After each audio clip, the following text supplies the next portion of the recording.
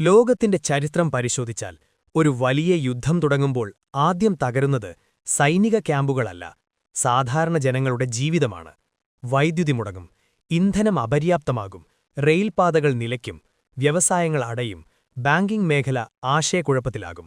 യുദ്ധത്തിന്റെ പൊടിയടങ്ങും മുമ്പേ ഒരു രാജ്യത്തിന്റെ സമ്പദ്വ്യവസ്ഥ മുട്ടുകുത്തുന്നത് നാം പലതവണ കണ്ടിട്ടുണ്ട്. എന്നാൽ അടുത്തിടെ ഇറാനെ ചുറ്റിപ്പറ്റിയുണ്ടായ 40 ദിവസത്തെ അമേരിക്ക-ഇസ്രയേൽ ആക്രമണ സംഘർഷം ഈ പൊതുസങ്കല്പത്തെ ചോദ്യം ചെയ്യുന്ന സംഭവമായി മാറിയിരിക്കുകയാണ്.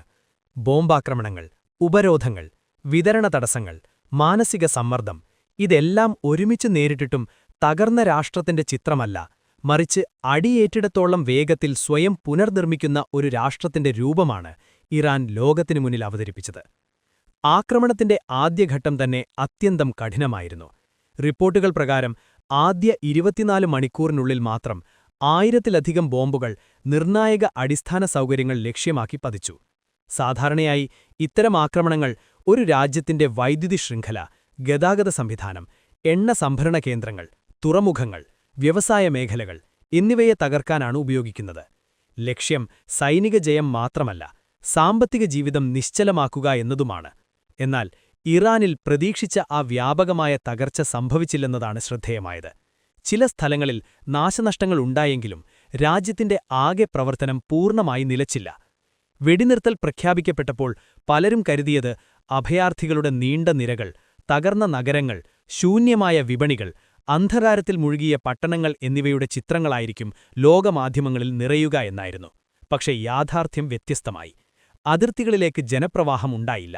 ആഭ്യന്തര വിപണികൾ പൂർണ്ണമായി തകർന്നില്ല. ഗതാഗതവും വൈദ്യുതി വിതരണവും പൂർണ്ണമായി നിലച്ചില്ല. അതായത് യുദ്ധം നേരിട്ട ഒരു രാഷ്ട്രം ജീവൻ നിലനിർത്തിയതല്ല, പ്രവർത്തനക്ഷമത നിലനിർത്തിയെന്നതാണ് പ്രധാനപ്പെട്ട കാര്യം.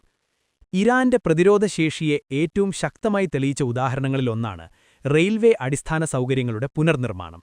രാജ്യത്തിന്റെ വ്യാവസായിക ഹൃദയഭൂമിയുമായി തുറമുഖങ്ങളെ ബന്ധിപ്പിക്കുന്ന നിർണായക പാലങ്ങൾ ആക്രമണത്തിൽ തകർന്നിരുന്നു. സാധാരണ സാഹചര്യത്തിൽ ഇത്തരം കോൺക്രീറ്റ് പാലങ്ങൾ പുനർനിർമ്മിക്കാൻ മാസങ്ങളോ വർഷങ്ങളോ വേണ്ടിവരും. പക്ഷേ ഇറാനിൽ മണിക്കൂറുകളും ദിവസങ്ങൾ കൊണ്ട് പുനഃസ്ഥാപനം നടന്നു. ചില പാലങ്ങൾ 40 മണിക്കൂറിനുള്ളിൽ വീണ്ടും തുറന്നു.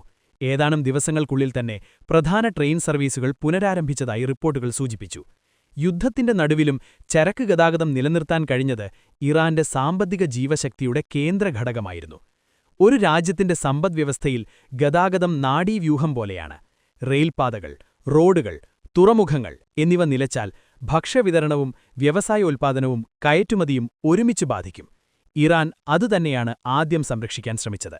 ആക്രമണത്തിന് ശേഷം ഉടൻ പ്രവർത്തനമാരംഭിക്കുന്ന എഞ്ചിനീയറിംഗ് സംഘങ്ങൾ, മുൻകൂട്ടി സജ്ജമാക്കിയ മാറ്റിസ്ഥാപന ഘടകങ്ങൾ, വേഗത്തിലുള്ള നാശനഷ്ട വിലയിരുത്തൽ സംവിധാനം എന്നിവ വർഷങ്ങളായി വികസിപ്പിച്ചെടുത്ത സംവിധാനത്തിന്റെ ഭാഗമാണെന്ന് വിദഗ്ധർ ചൂണ്ടിക്കാട്ടുന്നു. വൈദ്യുതി മേഖലയിലും സമാനമായ ചിത്രം തന്നെയായിരുന്നു. സബ്സ്റ്റേഷനുകൾക്ക് കേടുപാടുകൾ സംഭവിച്ചിട്ടും പൊതുജനങ്ങൾക്ക് വൈദ്യുതി വിതരണം പൂർണ്ണമായി നിലച്ചില്ലെന്ന് ബന്ധപ്പെട്ട അധികാരികൾ അവകാശപ്പെട്ടു. ഇത് വെറും ഭാഗ്യം കൊണ്ടോ യാദൃശ്ചികമായോ സംഭവിച്ചതല്ല. ഊർജ്ജ വിതരണത്തെ ഒറ്റ കേന്ദ്രത്തിൽ ആശ്രയിക്കാതെ വിവിധ ഭാഗങ്ങളിലായി വിതരണം ചെയ്യുന്ന മാതൃക, പ്രാദേശികമായി നിയന്ത്രിക്കാവുന്ന ശൃംഖലകൾ, വേഗത്തിൽ മാറ്റിസ്ഥാപിക്കാവുന്ന ഉപകരണങ്ങൾ എന്നിവ ഇതിനു പിന്നിൽ പ്രവർത്തിച്ചു എന്ന് വിലയിരുത്തപ്പെടുന്നു. ഒരു വലിയ ആക്രമണം വന്നാലും മുഴുവൻ സംവിധാനം ഒരേ സമയം തകരാതിരിക്കാനുള്ള മുൻകരുതലാണിത്. ഇറാന്റെ വ്യാവസായിക സ്വയംപര്യാപ്തതയും ഈ പ്രതിരോധശേഷിയിൽ നിർണായക പങ്കുവഹിച്ചു. പവർ പ്ലാന്റുകൾക്കും വ്യാവസായിക കേന്ദ്രങ്ങൾക്കും ആവശ്യമായ ആയിരക്കണക്കിന് ഉപകരണങ്ങൾ ആഭ്യന്തരമായി നിർമ്മിക്കാനോ നവീകരിക്കാനോ രാജ്യത്തിന് കഴിഞ്ഞുവെന്ന അവകാശങ്ങളുണ്ട്. ഉപരോധങ്ങൾ മൂലം ഇറുമക്കുതി ബുദ്ധിമുട്ടായ വർഷങ്ങളിലുടനീളം ഇറാൻ നിർബന്ധിതമായി വികസിപ്പിച്ചെടുത്ത ഒരു മാതൃകയാണിത്. പല രാജ്യങ്ങൾക്കും ഒരു പ്രധാന ഉപകരണം കേടായാൽ വിദേശ കമ്പനികളെയോ കരാറുകാരെയോ കാത്തിരിക്കേണ്ടിവരും. എന്നാൽ ആഭ്യന്തര ഉൽപ്പാദനശേഷി ഉള്ളിടത്ത് പുനഃസ്ഥാപനം വേഗത്തിലാകും. യുദ്ധസാഹചര്യത്തിൽ ഈ വ്യത്യാസം ജീവൻ മരണ വ്യത്യാസമായി മാറും. ഇറാന്റെ ഇന്നത്തെ പ്രകടനം മനസ്സിലാക്കാൻ അതിന്റെ ചരിത്ര പശ്ചാത്തലം അവഗണിക്കാനാവില്ല. 40 ദശകത്തിലധികം നീണ്ട ഉപരോധങ്ങൾ, 1980കളിലെ ദീർഘമായ ഇറാൻ-ഇറാഖ് യുദ്ധം, വിദേശ സമ്മർദ്ദങ്ങൾ, സാമ്പത്തിക നിയന്ത്രണങ്ങൾ ഇതെല്ലാം ചേർന്നാണ് ഇന്നത്തെ ഭരണ വിതരണ മാതൃക രൂപപ്പെട്ടത്. തുടർച്ചയായ സമ്മർദ്ദത്തിൽ ജീവിക്കാൻ പഠിച്ച ഒരു രാഷ്ട്രം പ്രതിസന്ധിയെ വ്യത്യസ്തമായി കാണുന്നു. മറ്റൊരിടത്ത് അസാധാരണമായ അവസ്ഥയെന്ന് കരുതുന്നതിനെ അവിടെ ഭരണാപരമായ പരിശീലനമായി കൈകാര്യം ചെയ്യാൻ കഴിയും. എണ്ണ പെട്രോകെമിക്കൽ മേഖലയിൽ നാശനഷ്ടങ്ങൾ ഉണ്ടായിട്ടും ഇറാൻ പൂർണ്ണമായി തകർന്നില്ല എന്നത് മറ്റൊരു ശ്രദ്ധേയമായ വസ്തുതയാണ്. കയറ്റുമതിശേഷി താൽക്കാലികമായി ബാധിക്കപ്പെട്ടു എന്ന വിലയിരുത്തലുകൾ ഉണ്ടായെങ്കിലും രാജ്യത്തിന്റെ അടിസ്ഥാന വരുമാന ശൃംഖല പൂർണ്ണമായി നിലച്ചില്ല. കാരണം ഉൽപ്പാദന കേന്ദ്രങ്ങൾ മാത്രം സംരക്ഷിച്ചതല്ല, നാശനഷ്ടം സംഭവിച്ച ഉടൻ പ്രവർത്തനം ആരംഭിക്കാൻ വേണ്ട മാനവവിഭവശേഷിയും താന്ത്രിക സംവിധാനവും സജ്ജമാക്കിയിരുന്നതാണ്. മനുഷ്യരുടെ പെരുമാറ്റവും സമ്പദ്വ്യവസ്ഥയുടെ ഒരു പ്രധാന സൂചകമാണ്. യുദ്ധം തുടങ്ങിയാൽ സാധാരണയായി ജനങ്ങൾ സുരക്ഷിത രാജ്യങ്ങളിലേക്ക് ഒഴുകും. സിറിയയിലും യൂക്രൈനിലും നാം കണ്ടത് അതാണ്. എന്നാൽ ഇറാന്റെ കാര്യത്തിൽ ചില റിപ്പോർട്ടുകൾ മറിച്ചൊരു പ്രവണത ചൂണ്ടിക്കാട്ടി.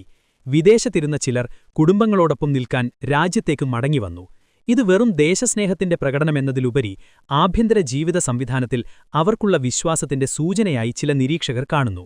ഇറാന്റെ പ്രകടനം കൂടുതൽ വ്യക്തമായി മനസ്സിലാക്കാൻ അതിനെ തകർന്ന രാഷ്ട്രങ്ങളുമായി താരതമ്യം ചെയ്യേണ്ടതില്ല, സമ്പന്ന രാജ്യങ്ങളുമായി താരതമ്യം ചെയ്യുന്നതാണ് പ്രസക്തം. ഗൾഫ് മേഖലയിലെ സമ്പദ്വ്യവസ്ഥകൾ വൻ വരുമാനമുള്ളവയായിട്ടും ഊർജ്ജ കയറ്റുമതിയിൽ അതിയായി ആശ്രയിക്കുന്നു. വിതരണ ശൃംഖലയിൽ ചെറിയ തടസ്സം വന്നാലും വലിയ ആഘാതമുണ്ടാകാം. അതേസമയം നേരിട്ട് ആക്രമണം നേരിട്ടിട്ടും അടിസ്ഥാന സേവനങ്ങൾ തുടരാൻ കഴിഞ്ഞു. അത് ഇറാന്റെ വ്യത്യസ്ത ഘടനയെ തെളിയിക്കുന്നു. സമ്പത്തു മാത്രം സ്ഥിരത നൽകുന്നില്ല, സംവിധാനത്തിന്റെ രൂപകൽപ്പനയാണ് സ്ഥിരത നൽകുന്നത്. ഇന്ത്യ പോലുള്ള വലിയ സമ്പദ്വ്യവസ്ഥകൾക്ക് പോലും ഊർജ്ജ വിതരണ പ്രതിസന്ധികൾ, വിലക്കയറ്റം, വിതരണ തടസ്സങ്ങൾ എന്നിവ ഉണ്ടാകുമ്പോൾ ദൈനംദിന ജീവിതം ബാധിക്കപ്പെടുന്നത് നമുക്ക് പരിചിതമാണ്. ഈ പശ്ചാത്തലത്തിൽ നോക്കുമ്പോൾ ബോംബാക്രമണത്തിനിടയിലും വൈദ്യുതി വിതരണം, ഗതാഗതം, വ്യവസായ പ്രവർത്തനം എന്നിവ നിലനിർത്താൻ ഇറാൻ നടത്തിയ ശ്രമം കൂടുതൽ ശ്രദ്ധേയമാകുന്നു. ഇറാൻ തകർന്നുവെന്നല്ല ഇതിന്റെ അർത്ഥം. നാശനഷ്ടങ്ങളും പ്രയാസങ്ങളും അവർക്കുമുണ്ടായിട്ടുണ്ട്. എന്നാൽ തകർച്ചയേക്കാൾ വേഗത്തിൽ അവർ തിരിച്ചുവന്നു എന്നതാണ് പ്രധാനം. എത്ര വലിയ അടിയേറ്റാലും വീഴാതെ പൊരുതി നിൽക്കാൻ കഴിഞ്ഞു എന്നതിലാണ് ഇറാന്റെ വിജയം. ഇറാന്റെ ഈ അനുഭവം ലോകത്തിനൊരു വലിയ പാഠം നൽകുന്നു. ഭാവിയിലെ യുദ്ധങ്ങളിൽ വിജയിക്കുക എന്നത് ആയുധങ്ങളുടെ എണ്ണം കൊണ്ട് മാത്രം തീരുമാനിക്കപ്പെടില്ല. ആക്രമണത്തിനു ശേഷം ആരാണ് വേഗത്തിൽ ലൈറ്റുകൾ തെളിയിക്കുന്നത്, ട്രെയിനുകൾ ഓടിക്കുന്നത്, ഇന്ധനം എത്തിക്കുന്നത്, ഫാക്ടറികൾ പ്രവർത്തിപ്പിക്കുന്നത്, ജനങ്ങളെ രാജ്യത്ത് നിലനിർത്തുന്നത്, അതാണ് യഥാർത്ഥ ശക്തി നിർണ്ണയിക്കുക. ആ അളവുകോലിൽ നോക്കുമ്പോൾ ഇറാൻ വെറും യുദ്ധമതിജീവിച്ച രാജ്യമല്ല, പ്രതിസന്ധിയെ എഞ്ചിനീയറിംഗ്, സംഘടന, സാമൂഹിക മനോഭാവം കൊണ്ട് നേരിടാൻ കഴിയുന്ന ഒരു മാതൃകയായി മാറിയിരിക്കുകയാണ്. അതിനാലാണ് ഇന്നത്തെ പശ്ചിമേഷ്യൻ പോളിറ്റിക്സിൽ ഇറാനെക്കുറിച്ചുള്ള ചർച്ച മിസൈലുകളിലോ ഉപരോധങ്ങളിലോ മാത്രം ഒതുങ്ങാത്തത്. ലോകം ഇപ്പോൾ ചോദിക്കുന്നത് മറ്റൊന്നാണ്: ഒരു രാജ്യം എത്ര വേഗത്തിൽ സ്വയം പുനർനിർമ്മിക്കാനാകും? ആ ചോദ്യത്തിന് ഇറാൻ നൽകിയ മറുപടിയാണ് ഇത്രയും ശ്രദ്ധ നേടുന്നത്.